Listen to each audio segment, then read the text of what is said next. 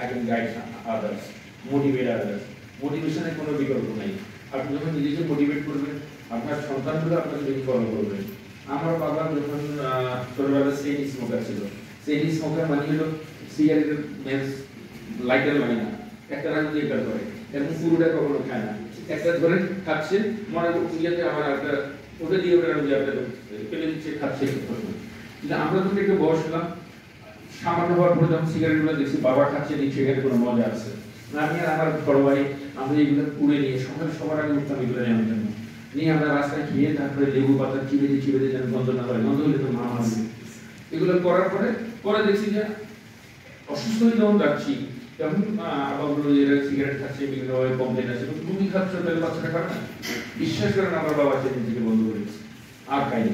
তা আপনি যদি নিজেকে পরিবর্তন করতে পারেন, যেমন নবী করিম সাল্লাল্লাহু আলাইহি ওয়াসাল্লামের কাছে গেলেন মহিলা যে সন্তানের মিষ্টি খাওয়াটা বন্ধ করানোর জন্য, নবী কিন্তু প্রথম কিছু বলেন নাই, কারণ উনি নিজে মিষ্টি খাওয়া পছন্দ করতেন। এই মিষ্টি খাওয়া বন্ধ করার জন্য উনি যখন অনেকদিন সাধনা করে তারপরে ওই মহিলাকে ডাকছেন, ঠিক আছে আপনার বাচ্চাকে মিষ্টি খাওয়া বন্ধ করার জন্য আমি বলে দিচ্ছি। বুঝছেন ব্যাপারটা? তো এই হলো আমাদের বুঝতে হবে।